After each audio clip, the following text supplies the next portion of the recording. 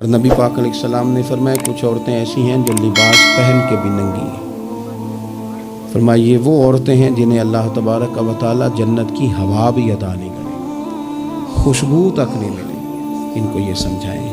یہ آج کل بڑا عروج ہے شادیوں کا۔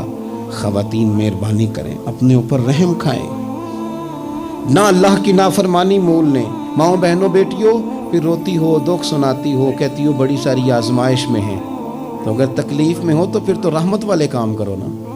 بندہ تکلیف میں بھی ہو، دکھوں میں بھی، اور کام عذاب والے کرے تو اسے کس طرح کر کے آسانی میسر آئے گی؟ اس لیے شریعت اسلامیہ کے دائرے کے اندر وقت گزارے۔ والعاقبۃ للمتقین والصلاة والسلام علی سید الانبیاء والمرسلین وعلی آلہ واصحابہ اجمعین، اما بعد۔ اعوذ باللہ من الشیطان الرجیم، بسم اللہ الرحمن الرحیم۔ قل بفضل اللہ وبرحمتہ فبذلک فلیفرحوا، صدق اللہ العظیم وصدق رسولہ النبی الکریم الامین۔ ان اللہ وملائکتہ یصلون علی النبی یا ایہا الذین آمنوا صلوا علیہ وسلموا تسلیما۔ الصلاۃ والسلام علیک یا سیدی یا رسول اللہ۔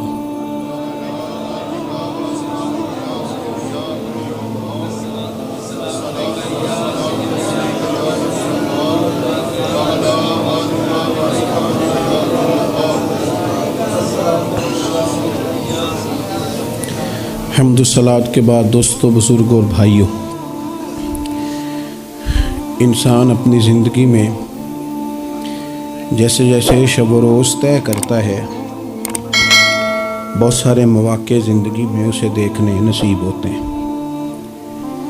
ہمارے ہاں کچھ تقریبات کی جاتی ہیں، خوشی کے موقع پر بھی اور غم کے موقع پر بھی۔ خوشی کی تقریبات بھی پہلے بڑی مختصر، جامع، پروقار اور وزادار ہوتی تھی۔ نکاح کا مطلب ہے دو گواہوں کی موجودگی میں ایجاب و قبول کرنا۔ مختصر سے لوگوں کے بیچ بیٹھ کے نکاح ہو جاتا تھا، مختصر سے لوگ ولیمے کی دعوت کے بعد دعائے خیر پر اپنے اپنے گھروں کو چلے جاتے تھے۔ ہندوستان میں مسلمانوں نے ہندوؤں کو دیکھا کہ وہ مہندی کی رسم کرتے ہیں، اس پر پھر اتنی زیادہ توجہ لوگوں کی بڑھ گئی کہ وہ باقاعدہ شادی کا حصہ بن گئی، باقاعدہ اس پہ بہت بڑا سرمایہ خرچ ہونے لگ گیا۔ پھر اس کے ساتھ ساتھ فی نفس ہی عورت کا ہاتھوں پہ مہندی لگانا تو ناجائز نہیں، لیکن اس میں پھر ایک باقاعدہ تقریب رکھ لینا، پھر مرد عورتوں کا اکٹھے ہونا، پھر ڈھول ڈھمکا ہونا، پھر شور شرابہ ہونا، اس کی شریعت قطعاً اجازت نہیں دیتی۔ پھر یہ ہوتا تھا کہ شادی سے قبل جب رشتہ طے ہوتا تھا تو طریقہ یہ تھا کہ لڑکی اور لڑکے کا نکاح کر دیا جاتا تھا اور مناسب وقت پر رخصتی ہو جاتی تھی۔ نبی پاک صلی اللہ تعالیٰ علیہ وسلم نے حضرت سیدہ عائشہ صدیقہ رضی اللہ تعالیٰ عنہ کے ساتھ نکاح کیا اور 3 سال کے بعد رخصتی ہوئی۔ چلے بعد میں لوگوں نے اگر نکاح نہ کیا تو پھر کہا کہ نسبت طے کر دی ہے۔ یہ بڑا سونا، اچھا، صاف ستھرا فکرہ تھا۔ اب باقاعدہ اس نام کو منگنی کا نام دے دیا گیا، اور ہم دوسروں کی چال چلتے چلتے اپنی وفاداری بھولتے جا رہے ہیں۔ دیکھا دیکھی نا لوگوں کی، دیکھا دیکھی۔ میرج ہال کا تصور صرف اتنا تھا کہ اب آبادیوں میں جگہ موجود نہیں ہے تو باقاعدہ ایسے ہال بنا لیے جائیں جن میں نکاح آسانی سے ہو جائے، لیکن اب تو مہنگے سے مہنگا ہال، اس میں پھر سہولیات، پھر اس میں آسانیاں، پھر کھانے کی بھرمار اور مختلف ڈشیں۔ یہ سوائے اپنے اوپر بوجھ ڈالنے کے، امیر بوجھ ڈالتے ہیں، غریبوں کو پریشان کرتے ہیں، ان کے بچے دیکھا دیکھی اس چکر میں پڑ جاتے ہیں، حالات سنگینی کا رخ اختیار کر جاتے ہیں۔ منگنی باقاعدہ میرج ہال میں ہونے لگ گئی۔ اللہ تعالیٰ معاف فرمائے تو وہاں بھی مردوں عورتوں کا اختلاط ہے۔ باقاعدہ ابھی اس کا نکاح نہیں ہوا، وہ تو غیر محرم ہے، اس کو انگوٹھی دی جاتی ہے پہنانے کے لیے، اور لڑکا لڑکی کے ہاتھ میں انگوٹھی پہنا رہا ہے۔ ناراض نہ ہونا، حاجی صاحب بھی کھڑے ہوتے ہیں، نمازی صاحب بھی کھڑے ہوتے ہیں، وہ صاحب بھی کھڑے ہوتے ہیں جو مذہبی تقریبات میں آگے آگے دکھائی دیتے ہیں، لیکن یہاں دین ہی نہیں یاد آ رہا۔ کوئی شخص کلام کرنے کو تیار ہی نہیں ہے کہ میاں یہ تو حرام ہے، حرام ہے، اشد حرام۔ جب تک ان کا نکاح نہیں ہو جاتا یہ ایک دوسرے کے لیے محرم نہیں ہے، لیکن کوئی روکنے والا نہیں۔ تقریبات بڑھتی گئیں، بوجھ بڑھتا گیا، بہت بڑا سرمایہ۔ ویسے بھی مسلمان نے کوئی، اس کی تو زندگی بڑی بامقصد ہے، اس نے کوئی یہاں الجھ کے تو نہیں نہ رہ جانا۔ پھر اور باتیں بڑی، سالگرہ ایک پورا وتیرہ اختیار کر گئی ہے، گھروں کے اندر سرائیت کر گئی ہے، سالگرہ ایک پوری تقریب بن گئی ہے، ایک پورا خرچہ لے گئی ہے۔ وہ کیا مسلمان اتنے اپنے آپ کو فضول سمجھنے لگے ہیں معاذ اللہ کہ وہ فارغ ہیں جس کام میں جو مرضی ایک ماحول بنا، اور پھر چلتے طرح طرح کی تقریبات اور طرح طرح کے، یہ فلانا جشن بہاراں آ گیا ہے، تو یہ اپریل فول آ گیا ہے، تو یہ بیماری نیو ایئر نائٹ کی آ گئی۔ میں نے رات بھی کہا تھا، جس قوم کی بچیاں کشمیر میں روز روتی ہوں وہ جشن منائے گی سڑکوں پہ نکل کے، جن لوگوں کے بھائی برما میں کاٹ دیے جاتے ہوں وہ جشن منائیں گے۔ او خدا کے بندو، لوگوں نے تو تنقید کر کے چپ کر گئے، تنقید کر کے۔ دیکھو جی عرب شریف والوں نے وہاں سینمے کھلوا دیے، تم تو تنقید کر کے چپ کر گئے نا۔ یہ وہ مقام کرب ہے، یہ وہ مقام خوف ہے۔ جب عرب کی دھرتی پہ عورتیں ناچیں گی تو مجھے بتاؤ نا امام حسین کے دل پہ کیا گزرے گی، امام حسن کو کیا اس سے اذیت پہنچے گی۔ آپ کو پتہ ہے سیدہ پاک کو کتنی تکلیف ہوگی، مولا کائنات کو کتنی ہوگی، عثمان غنی کو، فاروق اعظم کو، صدیق اکبر کو۔ تمہیں پتہ ہے یہ عرب کا ملک کسی ایک شخص کی حکومت کی جگہ نہیں ہے، یہ کسی خاندان کا نہیں ہے، کسی قبیلے کا نہیں ہے، کسی سیاستدان کا نہیں ہے۔ یہ عرب شریف تو میرے نبی پاک کا وطن ہے۔ اس وطن میں جب گانے باجے ہوں گے، ڈھول ڈھمکے ہوں گے، تماشے ہوں گے، حضور کے قلب نور کو کتنی تکلیف ہوگی۔ اور ہم ہیں کہ مذاق بنا ہوا ہے۔ کہاں ہیں وہ لوگ جو روز کہتے تھے موویاں بنا کے غریب لوگوں کو پکڑ کے کہتے تھے یہ فلانی غلط حرکت کر رہا ہے، یہ فلانی۔ تمہارا فتویٰ غریب کے حق میں اور ہے اور امیر کے حق میں اور ہے۔ اب بھی تو 2 ویڈیو بنا دو نا کہ یہاں یہ ظلم ہو رہا ہے۔ اور جب سال گزریں تو قومیں اپنا حساب کرتی ہیں، اور میرا اور آپ کا سال وہ گزر رہا ہے جہاں قرضہ زیادہ لے لیا گیا ہے، جہاں قومیں گروی رکھی جا رہی ہیں، جہاں ہمارا ہر پیدا ہونے والا بچہ مقروض پیدا ہوتا ہے، لیکن مزاج بن گیا نا بس مناؤ، جو ملتا ہے اسے مناؤ۔ یہ کس نے شوق پیدا کیا ہمارے بچوں کے اندر روز شادیوں پہ جانے کا، تیار ہو کے جانے کا؟ کس نے شوق پیدا کیا؟ بڑوں نے۔ نہ مانے بزرگ، بڑوں نے شوق پیدا کیا۔ ہم نے ابلاغ اس طرح کا کیا، او کدی موقع آنا ہوتا ہے موتے بھی نہ جائیے، ورنہ ہمارے بچوں میں شوق کبھی نہ آتا۔ ہم نے ابلاغ کیا ہے، ہم نے توجہ دلائی ہے۔ بچے چھٹیاں کر رہے ہیں، یہ ہم پریشان ہیں ان دنوں میں، پیپر بچوں کے قریب ہیں مدرسے کے، اور چوتھے دن کو بچہ درخواست لے کے آ جاتا ہے فلانے کی شادی ہے، فلانے کی شادی ہے۔ میرے ابا جی کہا کرتے تھے، تھوڑے سے ہم بڑے ہوئے تو ابا جی شادی پہ جانا ہے تو کہتے تھے جوان منڈے دا کی کام میں ویاہ تے جانے دا، ہم جائیں گے نا تمہاری اماں جائے گھر رہو آرام سے۔ ہمارے پرانے بزرگ اس طرح کی تربیت کرتے تھے، کہتے تھے تمہارا مطلب کیا، اس شادی پہ تم نے کیا کرنا؟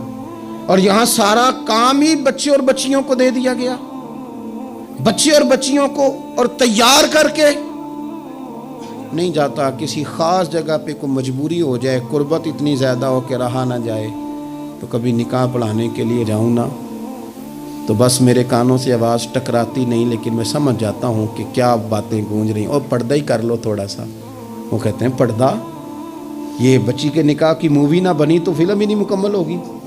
اس خوشی کے موقع پر بھی آپ یہ کہہ رہے ہیں کہ لو جی پردہ کرو اور دوپٹہ لو، تو اتنے پیسے دیے وہ بیوٹی پارلر والے کو، وہ کدھر جائیں گے؟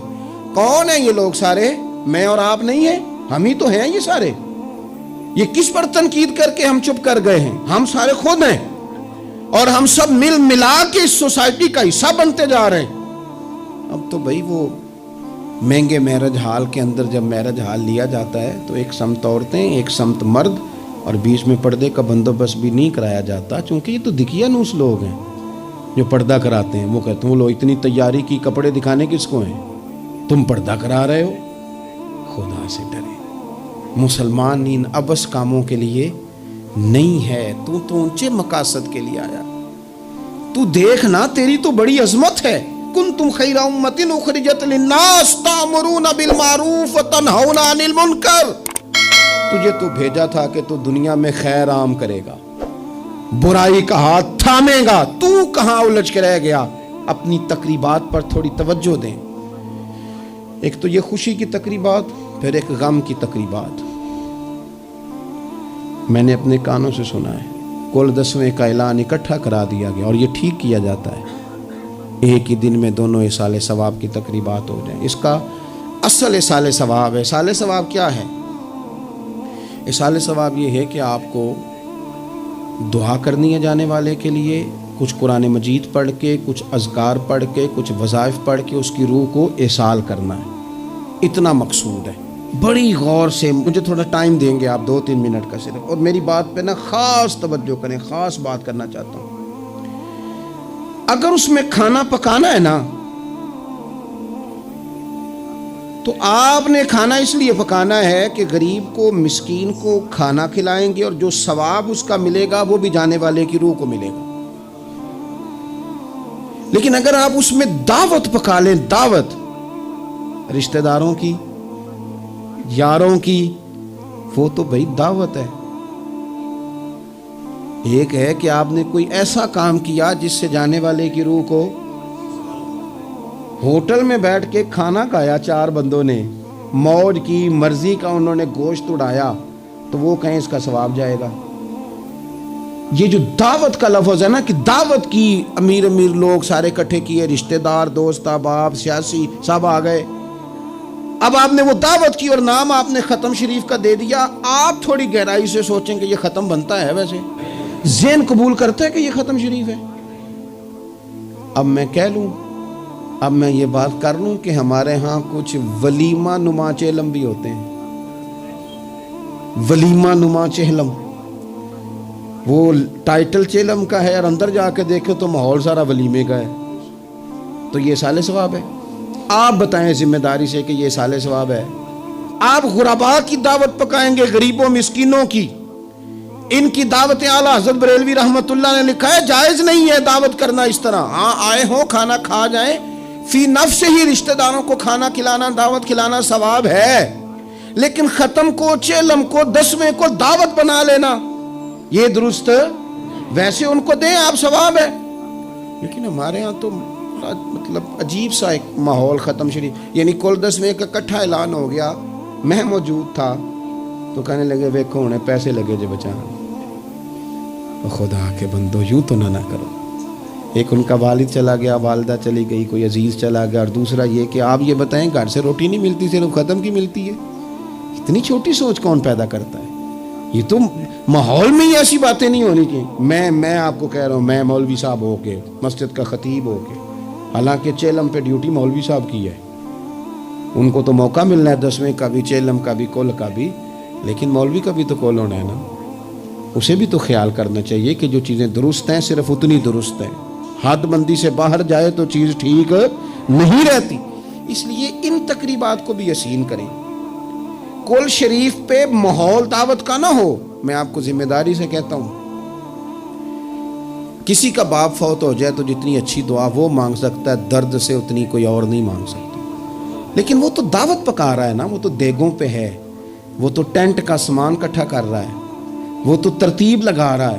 اور میں ذمہ داری سے کہتا ہوں، کل سے پہلے 10ویں کے بعد، چہلم کے بعد بیٹوں کی لڑائی ہوتی ہے کہ خرچہ زیادہ ہے، تم حصہ نہیں پورا دے رہے، یہ سال ثواب ہے؟ تیرے ذمہ 25,000 ہے، تیرے ذمہ 30,000 ہے، یہ سال ثواب ہے؟ یہ غلط چیز ہے، کیونکہ آپ ایک ماحول ہے دعوت کا، ایک ماحول ہے دعا کا، ان دونوں میں فرق ہے۔ جہاں دعا کا ماحول ہوگا نا، وہاں نہیں یہ ٹینٹوں کا چکر، روٹیوں کا چکر، یہ آنے جانے والوں کا چکر، میرج حال وہاں نہیں. وہاں تو لوگ قرآن شریف پڑھیں گے، وہاں تو گھر والے بھی بیٹھ کے تسلی سے تسبیح کریں گے اور پھر تسلی سے آنسوؤں سمیت رب کی بارگاہ میں دعا کریں گے. دعوت اور دعا کا ماحول ہی الگ الگ ہے. اس لیے جو ہماری تقریبات اصالِ ثواب کی ہیں. اور پھر میں آپ سے عرض کروں، امیر بڑے بڑے چیلم کرتے ہیں، غریبوں کو مشکل میں ڈال دیتے ہیں. مشکل میں پتہ نہیں بیچاروں کا بیماری پہ کتنا کو خرچ ہو گیا ہے، کہاں کہاں سے قرضہ اٹھایا ہے، کتنی تکلیف صحیح ہے. پھر آپ نے کول شریف پہ بھی بہت بڑا اہتمام کا کہہ دیا، پھر 10ویں پہ بھی کہہ دیا، پھر چیلوں پہ بھی کہہ دیا. نہیں، کچھ لوگ زبان سے کہتے لیکن بڑی تکلیف میں آ جاتے ہیں، بڑی آزمائش میں، بڑی ساری دکھ بھرا معاملہ ہوتا ہے. اور میں نے دیکھا ہے، چونکہ میرا شعبہ ہے، میں نے قریب جا کے دیکھا ہے، لوگ سوال جواب کر رہے ہوتے ہیں، جناب آپ کیسے کر کے کریں، کس کو دکھ بتائیں. ایک ماں کے جانے کا دکھ، باپ کے جانے کا دکھ، بھائی کے جانے کا دکھ، اور ایک یہ والا دکھ. نہ کریں یہ کام. ہمارا دین جہاں ہمیں تکلیف نہیں دیتا، اپنے آپ کو تکلیف میں نہ ڈالیں. اصالِ ثواب ضرور کریں، فی نفس ہی اس کا بہت اجر و ثواب ہے، لیکن مشقت والا کام میں درد سے کیا، غریبوں کا بھلا کر دو، پر ان کو جا کے مشورہ دو کہ یار مہربانی کرو، ایک ہی ختم کافی ہے. بڑا ختم کول والے دن ہو گیا، اب جائیں لوگ اپنے گھروں کو. چیلم والے دن بس ٹھیک ہے. میں تو آپ کو مشورہ دوں گا کہ آپ کسی مسجد میں گھر سے سارے لوگ چلے جائیں، مسجد کے نمازی بیٹھے ہیں، وہاں جا کے آپ کہیں جناب قاری صاحب یہ تھوڑا ختم شریف پڑھ دیں. آپ کو بہت بڑا اعلان کرانے کی بھی ضرورت نہیں، آپ ختم شریف پڑھ دیں. دیکھو نا میرے نبی پاک صلی اللہ علیہ وسلم، اللہ کرے حضور کی ادائیں نور بن کے ہمارے دلوں میں اتر جائے اور وہ نہ اندر رہ جائیں ہمارے. یہ دیکھو اصالِ ثواب. حضرت سیدنا سعد بن معاذ رضی اللہ تعالیٰ عنہ کا وصال ہو گیا، قربان جائے. نصیب دیکھو، حضور ان کی قبر پر کھڑے ہو گئے. قبر میری تے میرے اپیرا جے کر پامیں پھیرا. حضور قبر پہ کھڑے ہو گئے اور پھر نبی کریم نے تسبیح پڑھی، پھر تحلیل پڑھی، پھر تکبیر پڑھی، دیر تک پڑھتے رہے. پھر حضور نے پتہ کیا فرمایا؟ فرمایا تمہارے بھائی کی قبر تنگ ہو گئی تھی، میں نے تسبیح پڑھی ہے تو اللہ نے کشادہ کر دی ہے، کھول دی ہے قبر. تو جاؤ نا ابا جی کی قبر پہ، پڑھو نا وہاں اللہ اکبر اللہ اکبر اللہ اکبر، پڑھو نا وہاں جا کے الحمدللہ الحمدللہ وہاں پڑھو جا کے، وہاں جا کے کہو لا الہ الا اللہ لا الہ الا اللہ لا الہ الا اللہ محمد الرسول اللہ صلی اللہ علیہ. پڑھو جا کے وہاں سورہ یاسین، پڑھو جا کے سورہ ملک، پڑھو جا کے وہاں قرآن مجید. دیکھو معاملات ٹھیک ہو جائیں گے. یہ اصالِ ثواب کی ترتیب بنائیں، گھر میں بھی اصالِ ثواب کریں تو ذرا درد سے، ذرا ذوق سے، ذرا اچھی طرح پڑھ کے. لیکن دعوتیں نہ بنائیں کل 10ویں چیلم کو. دعوتیں یعنی مل بیٹھو، کپڑے نئے نکالو، پوری تیاری کرو اور جناب وہاں جاؤ اور جا کے کھانا کھاؤ اچھا سا خوبصورت سا، ساری توجہ ہی کھانے پہ. چونکہ وہ اس کو پتہ ہے کہ جس طرح شادی میں کھانا کم پڑ گیا تو عزت نہیں ہوگی، اس طرح اگر چیلم پہ کم پڑ گیا تو پھر بھی رسوائی ہوگی. تو جب کھانے پہ لگ جائیں گے تو دعا تو رہ گئی، جانے والے کا فائدہ نہ ہو سکا. دو ایک باتیں مزید اسی عنوان پر. اللہ تعالیٰ نے قرآن مجید میں یہ فرمایا کہ کل بفضل اللہ و برحمتہ فبذالک فلیفرحوا. اے محبوب علیہ السلام، آپ اپنے غلاموں سے فرما دیں کہ جب اللہ کا فضل اور اس کی رحمت ملے تو پھر خوشی منایا کریں، اظہار مسرت کریں. امام فخر الدین رازی رحمۃ اللہ علیہ نے یہاں ایک بات لکھی ہے جو بڑی خوبصورت ہے اور بڑی سمجھنے والی ہے. امام رازی رحمۃ اللہ علیہ فرماتے ہیں کہ یہ خوشی اس لیے نہیں منانی کہ انعام ملا ہے، خوشی اس لیے منانی ہے کہ رب کی طرف سے ملا ہے. خوشی اس لیے منانی ہے کہ محبوب نے دیا ہے. تو جب محبوب دے نا، وہ چند دن پہلے بڑا لطف آیا، بس ایک بات ہے بھولتی نہیں، سے ثبوت نہ منگو میتھوں نظر کرم کا دھوئی. اے میں جانا یا دل پر جانے غیر نہ جانے کوئی. یہ اس لیے خوشی منانی ہے کہ نظر کرم ہوئی ہے، اللہ نے نوازا ہے. تو اب جب اس لیے خوشی منانی ہے کہ اللہ نے دیا ہے تو پھر خوشی بھی وہی منانی ہے جس سے اللہ راضی ہو. اسی انداز میں رہنا ہے جس میں رب رسول راضی ہوں. تقریبات میں 2-3 چیزوں کا خاص خیال.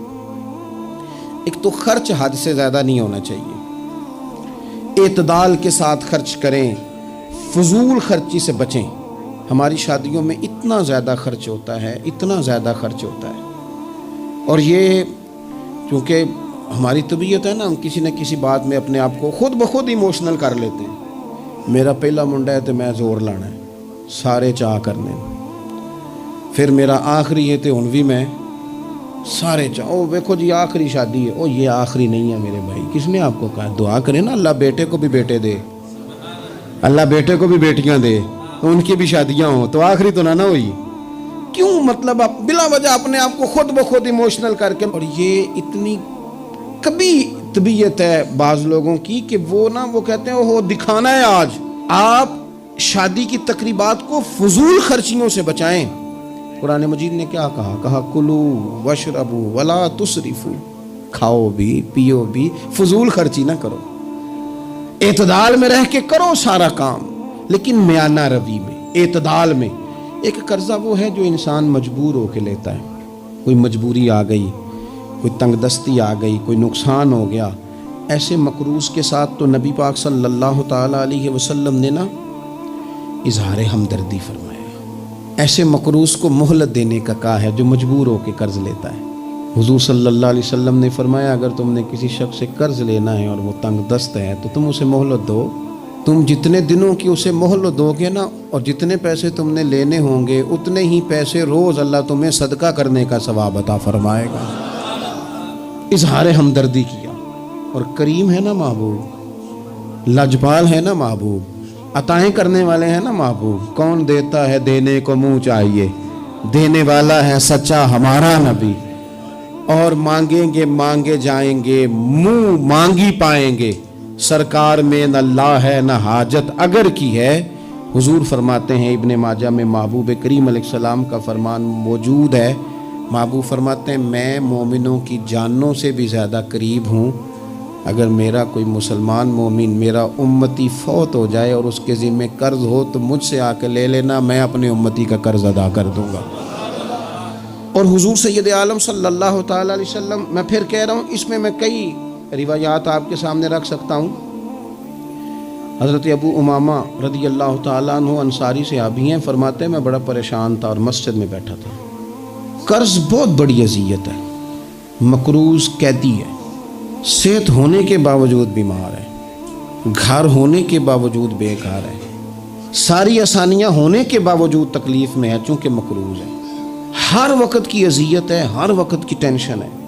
حضرت ابو امامہ رضی اللہ عنہ فرماتے ہیں میں مسجد میں بیٹھا تھا، قربان جائیں نبی کریم علیہ السلام تشریف لائے اور محبوب کے میٹھے اور مد بھرے جملے، کک سواد نہیں مشری اندر اسی کھنڈاں وی چک ڈٹھیاں، انہاں ساریاں شیواں نالوں گلاں سجن دیاں مٹھیاں۔ محبوب نے فرمایا ابو امامہ کیا بات ہے یار، یہ وقت نہیں مسجد آنے کا، اور اس وقت کے اندر میں تمہیں مسجد میں دیکھ رہا ہوں، اس وقت کیوں بیٹھے ہو؟ عرض کرنے لگے حضور مجھے قرض نے پریشان کر دیا، آزمائش میں آ گیا، حضور کیا کروں؟ تو نبی کریم نے فرمایا میں تمہیں دعا سکھاتا ہوں۔ حضور نے دعا سکھائی، کہا پڑھو اللہم انی اعوذ بک من الہم والحزن واعوذ بک من العجز والکسل واعوذ بک من الجبن والبخل واعوذ بک من غلبۃ الدین وقہر الرجال۔ فرمائے اس دعا کو پڑھا کرو اللہ خیر کر دے گا۔ حضرت ابو امامہ فرماتے ہیں لوگوں میں نے یہ دعا پڑھی، میرے نصیب دیکھو پڑھی میں نے پر سیکھی میں نے ڈائریکٹ حضور سے ہے۔ میں نے یہ دعا پڑھی، اللہ نے میرے قرضے بھی دور کر دیے اور میرے غم بھی سارے دور کر دیے۔ ہمارے تو وظیفے میں اعلیٰ حضرت نے اس دعا کو شامل کر دیا، فرمایا اسے پڑھو، صبح بھی پڑھو شام بھی پڑھو، غم بھی دور ہوں گے قرضے بھی دور ہوں گے۔ اور یہ روایت سنن ابو داؤد شریف میں موجود ہے۔ عزیز بھائی نبی پاک اظہار ہمدردی کرتے، لیکن جو بندہ جان بوجھ کے قرضہ لے، جان بوجھ کے قرضہ لینے سے مراد کیا ہے؟ شہرت کے لیے، دکھاوے کے لیے، زیادہ خرچے کرنے کے لیے، مہنگی شادی کرنے کے لیے جو بندہ قرضہ لے، اس کے بارے میں پتہ ہے رسول کریم صلی اللہ تعالیٰ علیہ وسلم نے کیا فرمایا؟ محبوب فرمانے لگے یہ المستدرک میں موجود ہے، ذرا لفظ دیکھیے گا حدیث کے۔ حضور فرمانے لگے میں کفر اور قرض سے اللہ کی پناہ مانگتا ہوں۔ میں کہہ چکا ہوں کہ شارحین حدیث نے لکھا یہ وہ والا قرض ہے جو بندے نے شہرت کے لیے لیا، خرچے بڑھانے کے لیے لیا، مہنگی شادی کرنے کے لیے، دکھاوے کے لیے کام کرنے کو لیا، مجبور نہیں تھا، جان بوجھ کے لیا۔ حضور فرمانے لگے میں کفر اور قرض سے اللہ کی پناہ مانگتا ہوں۔ تو صحابی نے عرض کی یا رسول اللہ آپ قرض اور کفر کو برابر کر رہے ہیں، ایک جگہ ذکر فرما رہے ہیں؟ تو حضور نے فرمایا ہاں میں ایک جگہ ذکر کر رہا ہوں، میں ان دونوں کا ذکر اکٹھا کر رہا ہوں، کفر اور قرض۔ اتنی بڑی بات، اعتدال میں رہیں، کم سے کم قرضے، اور یہ سارا کچھ ہو سکتا ہے، کوئی مشکل کام نہیں ہے۔ دوسری بات، ایک تو شادی میں خرچ کم سے کم کریں تقریبات میں، اور دوسری بات یہ کہ تھوڑا سا نا پردے کا اہتمام ہو۔ میں کوئی تنقید نہیں کرتا، طنز نہیں کرتا، چونکہ ہماری بہنیں مائیں بیٹیاں ہوتی ہیں، ہم نہیں انہیں سمجھانا ہے، ان کو ذرا سمجھائیں، ان کو یہ بتائیں کہ قیمتی چیزیں جو ہوتی ہیں وہ پردوں میں ہوتی ہیں۔ ہمارے گھر میں 20 تولے سونا پڑا ہو تو ہم نے کبھی نہیں باہر نکل کے بتایا کہ پڑا ہے، کیونکہ قیمتی ہے نا، تو پردے میں رکھا ہوا ہے، اس کی چابی کا بھی ہم خیال رکھتے ہیں کہ کہیں گم نہ ہو جائے۔ اسی طرح ہر کتاب کو غلاف نہیں چڑھتا، صرف قرآن پاک کو چڑھتا ہے۔ انہیں بتاؤ کہ ساری بیویاں پردہ نہیں کرتی، صرف سیدہ عائشہ صدیقہ کی کنیزیں کرتی ہیں، صرف سیدہ فاطمہ کی کنیزیں کرتی ہیں رضی اللہ تعالی عنہما۔ تھوڑا سا نا پردے کا اہتمام۔ شادی بیاہ پہ تو بالکل ہی معاملہ گڑبڑ ہے، اور پوری تیاری کر کے عورتیں معاذ اللہ آ جاتی ہیں، اور یہ تو روکنا ہے ان کے ورثاء نے، ان کے جو ولی ہیں۔ عورت نے جو بناؤ سنگھار کرنا ہے وہ تو گھر میں اپنے خامد کو دکھانے کو کرنا ہے، تو وہ گھر میں کرے جب اس کو ضرورت ہو، لیکن اس طرح سے لے کر کے اس کو بیاہ میں جانا، شادی میں جانا، مہندی کی تقریب میں جانا، یہ نہ عقلاً ٹھیک ہے، نہ نقلاً ٹھیک ہے، نہ تہذیب کے طور پر ٹھیک ہے، نہ سوسائٹی میں مہذب لوگ اس طرح کا کوئی کام کرتے ہیں۔ سنو نبی پاک صلی اللہ تعالی علیہ وسلم نے ارشاد فرمایا شرک کے بعد جو سب سے بڑا گناہ ہے وہ بدکاری ہے، بے حیائی ہے۔ اور نبی پاک علیہ السلام نے فرمایا کچھ عورتیں ایسی ہیں جو لباس پہن کے بھی ننگی ہیں۔ فرمایا یہ وہ عورتیں ہیں جنہیں اللہ تبارک و تعالی جنت کی ہوا بھی عطا نہیں کرے گا، خوشبو تک نہیں ملے۔ ان کو یہ سمجھائیں۔ یہ آج کل بڑا عروج ہے شادیوں کا، خواتین مہربانی کریں، اپنے اوپر رحم کھائیں، نہ اللہ کی نافرمانی مول لیں۔ ماؤں بہنوں بیٹیوں پھر روتی ہو، دکھ سناتی ہو، کہتی ہو بڑی ساری آزمائش میں ہے، تو اگر تکلیف میں ہو تو پھر تو رحمت والے کام کرو نا۔ بندہ تکلیف میں بھی ہو، دکھوں میں بھی، اور کام عذاب والے کرے تو اسے کس طرح کر کے آسانی میسر آئے گی؟ اس لیے شریعت اسلامیہ کے دائرے کے اندر وقت گزاریں۔ تیسری گزارش تقریبات کے حوالے سے، تیسری اور آخری یہ ہے کہ ہم نہ شادی ہو، بیاہ ہو، کوئی بھی معاملہ ہو، ہمارا یہ مزاج بن گیا ہے کہ ہم نہ تعلقات نبھاتے ہیں۔ دفتر کے لوگوں کو بلائیں گے، ہمارے جو بزنس کے متعلقہ لوگ ہیں ان کو دعوتیں دیں گے، جن لوگوں سے ہمیں کوئی سیاسی سماجی کام پڑ سکتا ہے انہیں بلائیں گے۔ دعوت بھی کبھی کھلائیں گے تو کوشش کریں گے اس بندے کو کھلائیں جو بندہ نا جس کی ذرا فوٹو صحیح آتی ہے، لائکس اچھے ملتے ہیں۔ اسی طرح کا معاملہ شادی میں ہم نے کر لیا ہے، صرف اپنے فائدہ دیکھ کے، نفع دیکھ کے، بلکہ اخباروں میں بعض میں خبر آتی ہے فلاں کے بیٹے کا ولیمہ سیاسی اجتماع بن گیا، غربا کو موقع نہیں ملتا۔ ہمارے استاد صاحب بات سنایا کرتے تھے، وہ فرماتے تھے کہ ایک آدمی کو کسی نے بلا لیا شادی پہ، تو کسی گیراج میں کسی ورک شاپ پہ کام کرتا تھا، تو وہ نہ وہیں سے کپڑے نہ بدل سکا، انہی کپڑوں میں اسی طرح آلودہ تھے کام کے ساتھ۔ اس نے کہا کہ اگر میں گھر گیا تیار ہونے تو وہ لیٹ نہ ہو جاؤں، تو اسی طرح چلا گیا۔ اس کو چوکیدار نے اندر ہی نہیں جانے دیا، کہا تو کدھر آ گیا؟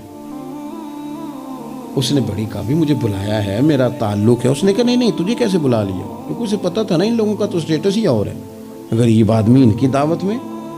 اس نے کہا جا تجھے نہیں بلایا، اندر ہی نہیں گھسنے دیا۔ اب وہ جلدی سے گاڑی بھگا کے گھر گیا، وہ کاٹن شاٹن مایا شایا تگڑے کپڑے، ویسٹ کوٹ، اچھے طرح سوٹ بوٹ پہن کے جب وہ واپس لوٹا نا تو اس نے جناب خود سے اسی چوکیدار نے خود دروازہ کھولا، اندر بھیجا۔ اب وہ جب کھانا شروع ہوا نا تو اس نے ایک ڈونگا لیا سالن کا اور اپنا کرتا پکڑ کے اس میں ڈبو دیا، پھر دوسرا کرتا ڈبو دیا۔ لوگوں نے کہا تم باولے تو نہیں ہو گئے، یہ کیا کر رہے ہو؟ اپنے کپڑے آلودہ کر رہے ہو سالن سے۔ کہنے لگا میری تو دعوت نہیں، دعوت تو کپڑوں کی ہے۔ اگر میری ہوتی تو مجھے تو پہلے بھی داخل ہونے دیتے. یہ تو ان کپڑوں کی دعوت ہے میاں. تو یہ چونکہ ان کی دعوت ہے تو انہیں کہہ رہا ہوں کھاؤ کھانا, میری تو ہے ہی نہیں دعوت. ان کو کھانا چاہیے, اس لیے کہ یہاں تو گاڑیوں کی دعوت ہے, یہاں تو کوٹھیوں کی دعوت ہے. یہاں تو دعوت اس بات کی ہے کہ بڑی پجاروں میں کون آیا ہے. رسول کریم صلی اللہ تعالی علیہ وسلم نے فرمایا ولیمے کے کھانوں میں بدترین کھانا, یہ صحیح بخاری ہے, فرمایا ولیمے کے کھانوں میں سے بدترین کھانا وہ ہے اس میں امیروں کو تو بلایا جائے پر غریبوں کو نہ بلایا جائے. وہ بدترین دعوت ہے.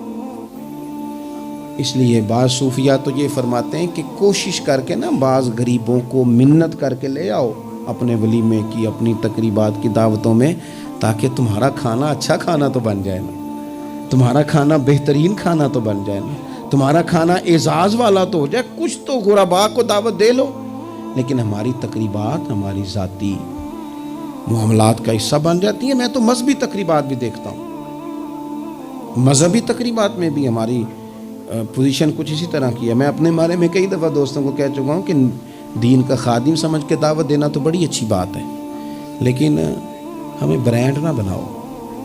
ہمیں بعض جگہ بڑی اچھی طرح سمجھ آ جاتی ہے کہ بعض آدمی کا بات کرنے کا سٹائل کیا ہے, اور جو آدمی روز اتنی لمبی چوڑی تقریر کرتا ہے اس کو جب آگے کوئی شخص بات سنانے کی کوشش کرتا ہے تو پتہ چلو اکثر چل جاتا ہے کہ کہاں سے بات کر رہا ہے. چلیں جواب نہ دینا کئی دفعہ اخلاقی طور پر درست نہیں ہوتا. دینی تقریبات کو ضروری ہے کہ 600 آدمی 400 آدمی بیٹھے گا تو پھر ہماری محفل ہوگی؟ کوئی ضروری ہے؟ اس لیے تو غریب آدمی نے جلسے کو ہاتھ ڈالنا ہی چھوڑ دیا, جلسہ مہنگا ہی بڑا ہے. غریب آدمی نہیں یہ کام کرتا, وہ کیسے محفل کرے گا؟ وہ تو آپ ساؤنڈ والے کے پاس جائیں تو کہتا ہے دور بدل گیا ہے, اب کہاں 1500 میں ساؤنڈ لگتا ہے. وہ تو چونکہ ہم نے ہر چیز کو برانڈ بنا دیا, کمرشل کر دیا, ماحول اور طرح کا بنا دیا. یہ کام نہ کریں, آپ اس کو دین ہی بنائیں اور یہ ذوق ہی رہے نا, تو بھائی اس کے لیے پھر کسی آرٹیفیشل نعت خواں کو بلانے کی ضرورت نہیں ہوتی. محلے کا لڑکا بھی سونی نعت پڑھ لیتا ہے. اس کے لیے پھر اپنے خطیب صاحب بھی بڑی بہترین تقریر کر لیتے ہیں جو ہمیں 5 نمازیں پڑھاتے ہیں. پھر یہاں بھی سارے کام, لیکن ذہن تقریبات کے لحاظ سے بن گیا ذرا بڑا اونچا سا. دین اپنی ذاتی حیثیت رکھتا ہے. اپنی تقریبات کو شستہ کریں, سنجیدہ کریں, صاف ستھرا کریں. جتنی بھی قباحتیں ہیں, اخلاقی ہیں, مالی ہیں, ان کو دور کریں. ہم مسلمان ہیں, مسلمان بڑا سنجیدہ سا ہوتا ہے, سونا سا ہوتا ہے, اس کے رویے بڑے میٹھے ہوتے ہیں, اس کے آنے جانے کے معاملات میں شائستگی ہوتی ہے. اسے دیکھ کے پتہ چلتا ہے کہ یہ رسول اللہ کا ماننے والا ہے, یہ نبی کریم علیہ الصلوۃ والسلام کا تربیت یافتہ امت ہے. اللہ تعالیٰ سمجھ عطا فرمائے. آخر دعوانا الحمد.